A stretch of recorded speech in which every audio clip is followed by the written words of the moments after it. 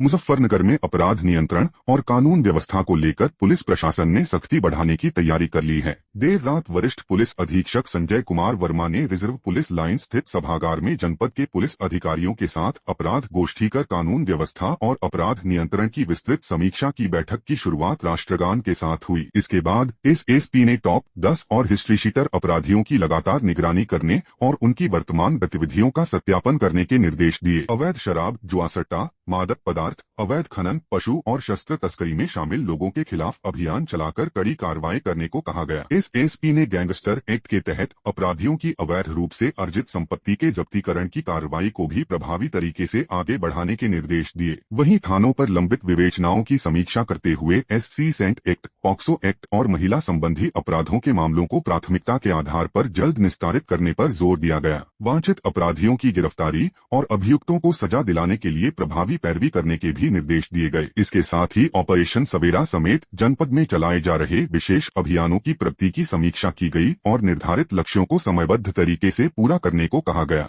महिला सुरक्षा को लेकर मिशन शक्ति 5.0 के तहत एंटी रोमियो स्क्वाड महिला पुलिसकर्मियों और बीट पुलिसकर्मियों को सक्रिय रहने के निर्देश दिए गए। स्कूल, कॉलेज और सार्वजनिक स्थानों पर जागरूकता अभियान चलाने पर भी जोर दिया गया।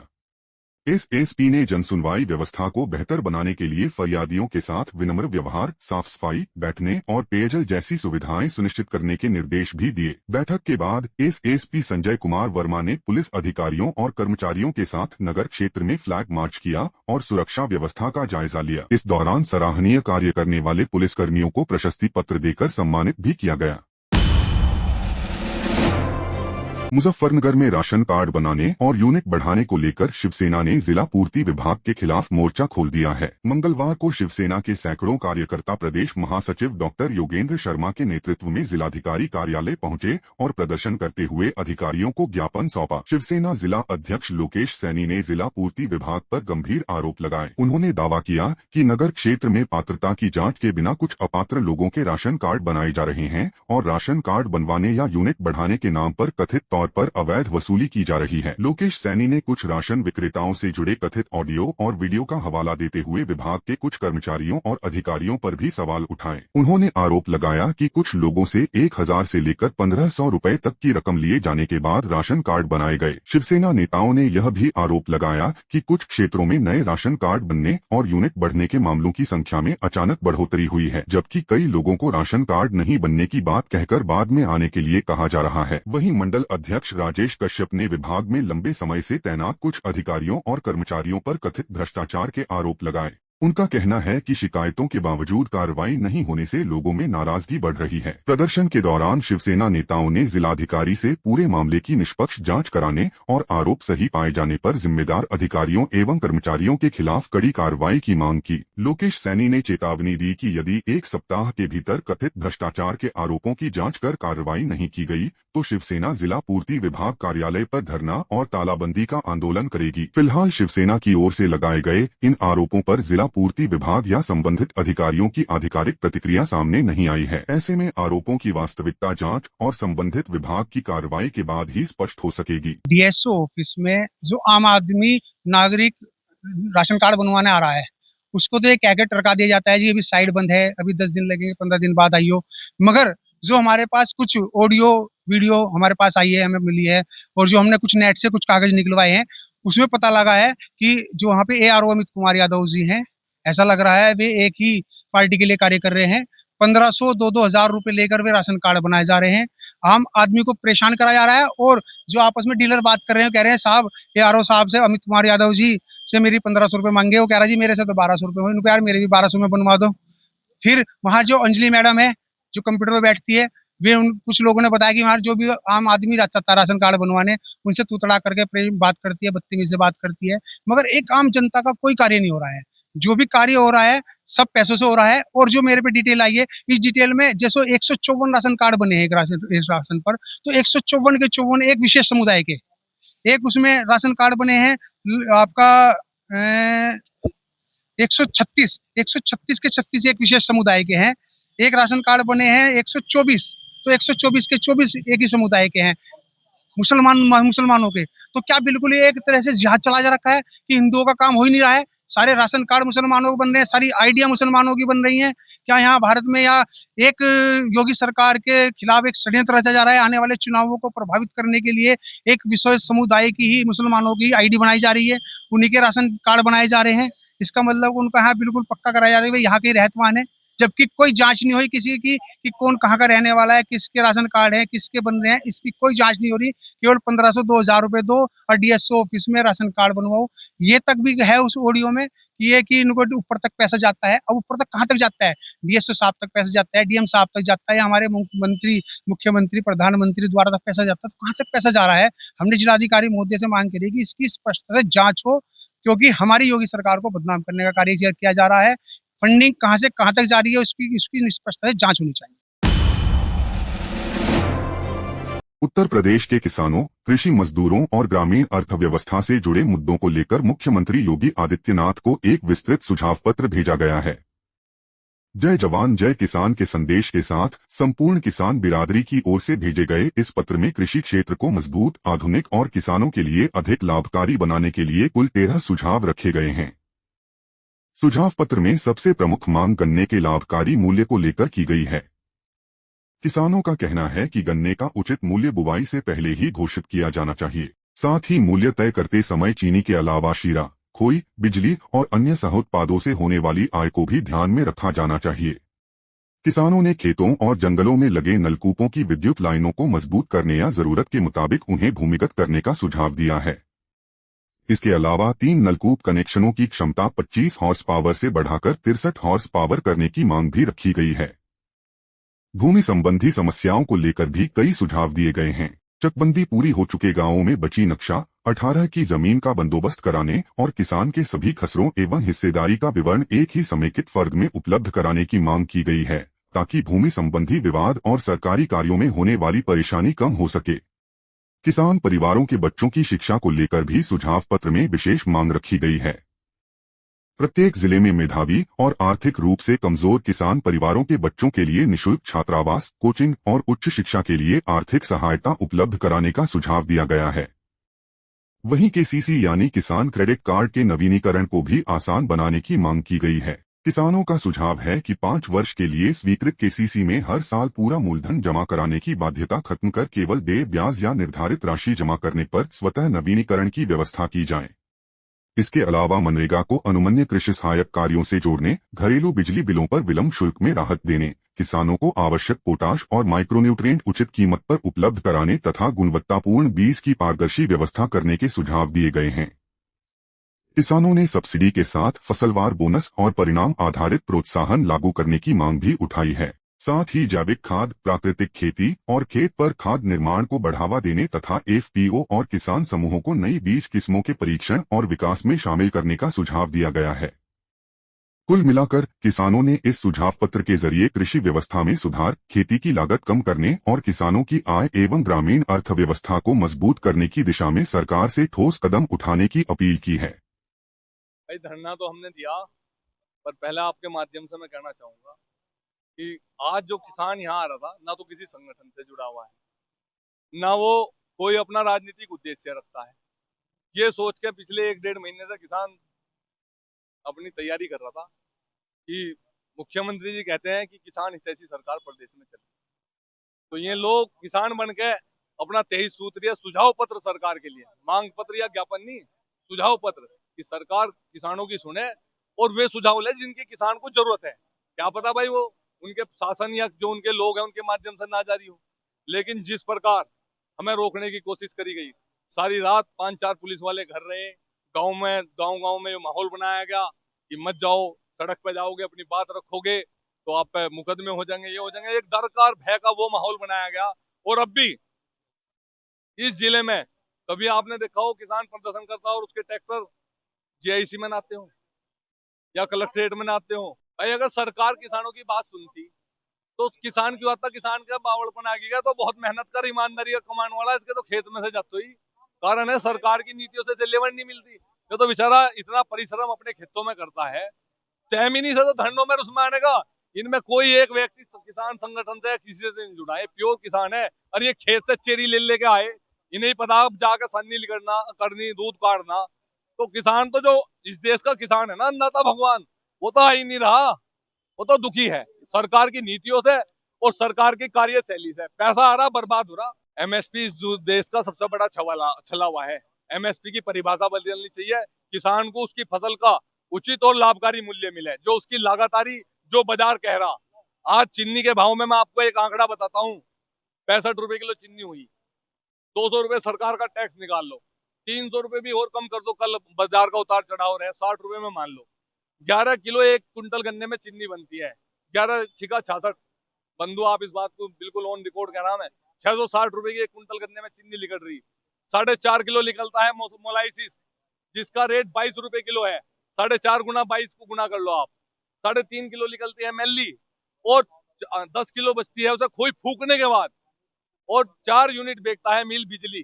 30 किलो खोई जो उसे प्राप्त होती है, उससे 10 किलो खोई उसे फिर भी बच जा फूकने के बाद। और इस सब प्रक्रिया में गन्ने से उसे निकालने के लिए मात्र उसके 55 रुपए खर्च होते हैं, और 5 रुपए लगा लो समितियों का कमीशन, तो ये मान लो कि 60 रुपए मिल के खर्च हो गए, 400 किसान को दे दिए, 460। और गन्ना कितने का हुआ? गन्ना मेरा बैठता है 400, 860-70 रुपए का, तो ये बचा हुआ 400 रुपए की हम लड़ाई लड़ना है। जो 400 रुपए कहाँ जा रहा भाई? सरकारी उससे तो एक मुहावरा हो रहा है इस देश में, अब सरकारी नौकरी वाला तो सरकार का जवाई हो जा, तो भाई जवाई का तो टिक्का हो है, उसे तो सब सुविधा मिलनी है। हमारे तो इस देश के दम पे तो भारत सोने की चिड़िया था। अंग्रेज तो इसलिए से किसान को घटा के थे कि उन्हें तो हम पे शासन करना था, हमें गुलाम बना के रखने थे। ये आए, ये हमें पता नहीं क्यों करा। ऐसी कौन सी सरकार इस देश में अब तक बनी जिसने अपने मैनिफेस्टो में किसान को प्राथमिकता बना रखा हो? लेकिन किसान फिर भी आबाद नहीं हुआ। उसका मुख्य कारण है इनकी योजनाओं में परिवर्तन आना चाहिए, किसान को उसकी फसल का लाभकारी मूल्य मिलना चाहिए। भाई दुगुना कर्ज हो गया, आय तो दुगनी हुई नहीं, दुगना कर्ज हो गया। वो दुगनी आय थोड़ी है जो मैंने अपने परिश्रम से। अब आप, मैं एक सरकार की बात पे कह रहा हूं, मैं जो सरकार आई थी इसे आराम से सुन लियो, कि कुछ लोग कहते हैं कि भाई मीडिया में ज्यादा लंबा बोल दिया, सुनते नहीं बड़े। राजधानी दिल्ली के ओखला फेज 2 इलाके से बड़ी खबर सामने आई है, जहां एक गारमेंट फैक्ट्री में अचानक भीषण आग लग गई। आग लगते ही फैक्ट्री और आसपास के इलाके में अफरा तफरी का माहौल बन गया। देखते ही देखते आग ने फैक्ट्री के एक हिस्से को अपनी चपेट में ले लिया और धुएं का गुबार दूर तक दिखाई देने लगा। आग की सूचना मिलते ही दिल्ली फायर सर्विस की 5 दमकल गाड़ियां मौके पर पहुंची। दमकल कर्मियों ने तुरंत आग बुझाने का अभियान शुरू किया। करीब 2 घंटे तक लगातार मशक्कत करने के बाद आग पर काबू पाया जा सका। आग लगने की वजह से आसपास के लोगों में भी दहशत फैल गई। ओखला फेज 2 दिल्ली के प्रमुख औद्योगिक क्षेत्रों में शामिल है, जहां बड़ी संख्या में फैक्ट्रियां और व्यावसायिक प्रतिष्ठान मौजूद हैं। ऐसे में आग की घटना के बाद आसपास के लोगों की चिंता भी बढ़ गई। गनीमत रही कि फिलहाल इस हादसे में किसी के हताहत होने की सूचना नहीं है। हालांकि फैक्ट्री में आग से कितना नुकसान हुआ है, इसका अभी आकलन किया जा रहा है। वहीं स्थानीय लोगों ने भी घटना को लेकर अपनी प्रतिक्रिया दी और औद्योगिक इलाकों में आग से बचाव के इंतजामों को लेकर सवाल उठाए। फिलहाल दमकल विभाग और संबंधित एजेंसियां आग लगने के कारणों की जांच में जुटी हैं। ये 7 बजे लगी थी सुबह। हाँ जी। कैसे आग लगा कुछ पता चला? ये अभी कुछ पता नहीं कि कैसे आग लगी थी, कैसे नहीं लगी थी, ये कुछ नहीं पता अभी। किस चीज की फैक्ट्री थी? ये कपड़ों की फैक्ट्री है। अच्छा जी। तो उसके बाद यहाँ पे फायर की गाड़ी पहुंची? हाँ, आधे घंटे बाद फायर की गाड़ी आ गई थी। आधा पौना घंटा हो गया, 8-10 गाड़ी आई है। हाँ जी। क्या किसी को नुकसान भी? नहीं नहीं, किसी को कोई नुकसान नहीं हुआ, सब बाहर आ गए थे गली से सभी।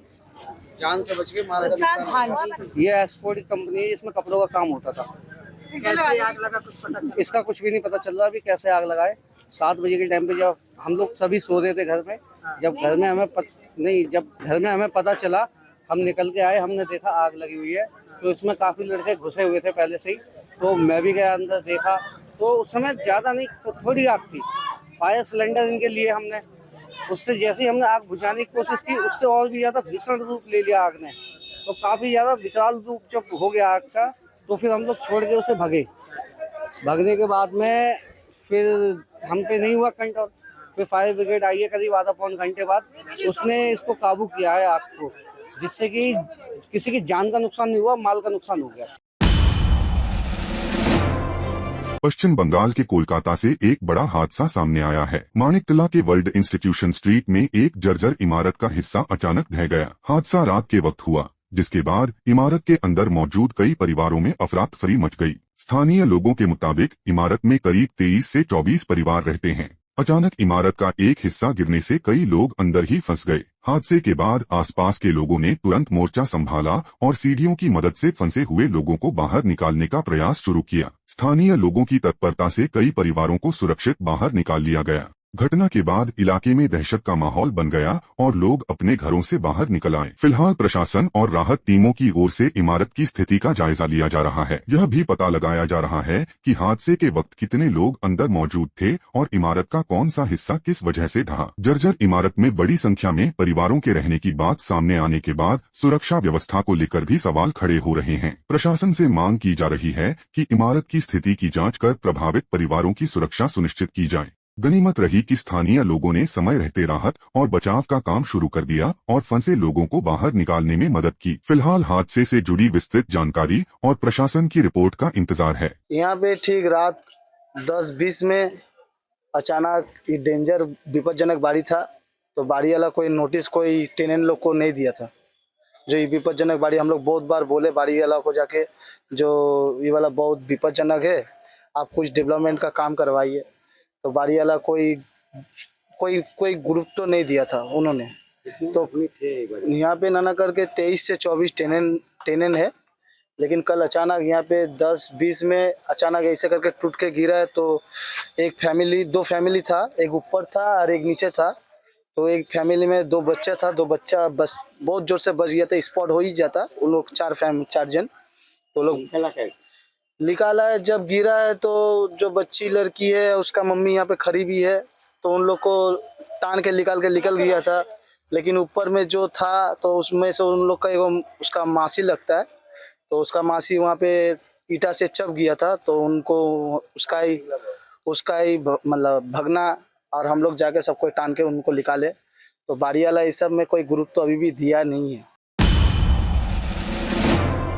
राष्ट्रीय राजधानी दिल्ली में बारिश का दौर जारी है और कई इलाकों में बारिश के बाद जल भराव की स्थिति देखने को मिल रही है। सड़कों पर पानी जमा होने के कारण आम लोगों की मुश्किलें बढ़ गई हैं। कई जगहों पर वाहन चालकों को पानी के बीच से धीमी रफ्तार में गुजरना पड़ रहा है। बारिश के चलते दिल्ली के कई प्रमुख मार्गों पर यातायात भी प्रभावित हुआ। जल भराव वाले रास्तों पर वाहनों की रफ्तार कम हो गई, जिससे कुछ स्थानों पर जाम जैसी स्थिति नजर आई। रोजमर्रा के काम से निकलने वाले लोगों और दफ्तर जाने वाले यात्रियों को भी परेशानी का सामना करना पड़ा। कई इलाकों में सड़क पर जमा पानी की वजह से दोपहिया वाहन चालकों को सबसे ज्यादा दिक्कत हुई। लोगों को पानी के बीच से सावधानी के साथ निकलते हुए देखा गया। वहीं कुछ स्थानों पर राहगीरों को भी सड़क पार करने में परेशानी का सामना करना पड़ा। बारिश के कारण यातायात व्यवस्था प्रभावित होने के साथ साथ जल निकासी व्यवस्था को लेकर भी सवाल उठ रहे हैं। हालांकि संबंधित विभाग जल भराव वाले इलाकों से पानी निकालने और यातायात को सामान्य करने के लिए काम कर रहे हैं। प्रशासन की ओर से लोगों से अपील की गई है कि बारिश के दौरान अनावश्यक यात्रा से बचें और जल भराव वाले रास्तों पर विशेष सावधानी बरतें। वाहन चालक भी पानी भरी सड़कों पर तेज रफ्तार से वाहन चलाने से बचें। फिलहाल दिल्ली में बारिश के कारण कई इलाकों में जनजीवन प्रभावित है और लोगों को राहत के लिए जल निकासी और ट्रैफिक व्यवस्था सामान्य होने का इंतजार है। मध्य प्रदेश के देवास से बारिश और जलभराव के बीच एक बड़ा हादसा टल गया। रात भर हुई तेज बारिश के बाद एक अंडरब्रिज में काफी पानी भर गया, जिसके चलते करीब 7 से 8 बच्चों को लेकर जा रही स्कूल वैन पानी में फंस गई। बताया जा रहा है कि पानी लगातार बढ़ता जा रहा था। हालात को देखते हुए कुछ बच्चे वैन से निकलकर उसकी छत पर चढ़ गए। इस दौरान मौके पर अफरातफरी का माहौल बन गया और बच्चों को सुरक्षित बाहर निकालने की कोशिश शुरू की गई। स्थानीय लोगों ने करीब 1 घंटे तक मशक्कत की और आखिरकार सभी बच्चों को सुरक्षित बाहर निकाल लिया। इसके बाद रस्सी की मदद से पानी में फंसी स्कूल वैन को भी बाहर निकाला गया। स्थानीय लोगों के मुताबिक जलभराव के कारण सुबह से ही अंडरब्रिज से गुजरने वाले वाहन चालकों को परेशानी हो रही थी। इसके बावजूद पानी में वाहन फंसने की घटनाओं ने जल निकासी व्यवस्था पर सवाल खड़े कर दिए हैं। गनीमत रही कि समय रहते स्थानीय लोगों ने मोर्चा संभाल लिया और सभी बच्चों को सुरक्षित बाहर निकाल लिया गया। घटना के बाद प्रशासन से जलभराव वाले स्थानों पर जल्द जल निकासी और सुरक्षा के पुख्ता इंतजाम करने की मांग की जा रही है। कल शाम को तेज बारिश के बाद अंडरब्रिज में पानी बहुत तेज गति से भराया। उसके बाद निगम प्रशासन द्वारा पंप चालू किए गए, पर पंप 2-1 घंटे चले और लाइट बंद चालू होने से पंप खराब हो गए। पंप खराब होने के बाद पानी की आव फूटती गई और पानी लाल लाइन पे आ गया, जिसके बाद जैसे हमें जानकारी मिली तो हमने बैरिकेड्स लगवाए प्रशासन को बुला के। बैरिकेड्स लगे हुए थे और सुबह जैसे ये ऑटो रिक्शा वगैरह बच्चों को स्कूल लेके जा रहे थे, बैरिकेड्स हटा के अंडरब्रिज में घुसड़ा और इसमें आधे पानी में उन्होंने ले जाके ऑटो रिक्शा खड़ा कर दिया, जिसमें बच्चे भी थे और टीचर भी थे। जिससे मुझे जानकारी मिली, मैं आया, ताबड़तोड़ प्रशासन को बुलाया, रहवासियों को इकट्ठा किया और हम सब लोगों ने सबकी मदद से रस्सी बांधकर उस ऑटो को बाहर निकाला और बच्चों को दूसरे ऑटो में बिठाकर स्कूल भेजकर अभी हाल यहाँ से उस ऑटो को थाने भिजवाया है। कितने घंटे करीब रेस्क्यू चला था बच्चों को निकालने के लिए? हाँ, मतलब आधा पौन घंटा रहा वो अंदर। जैसे मुझे जानकारी, ताबड़तोड़ हम लोगों ने फटाफट उसको बाहर निकाला और बच्चे सलामत स्कूल जा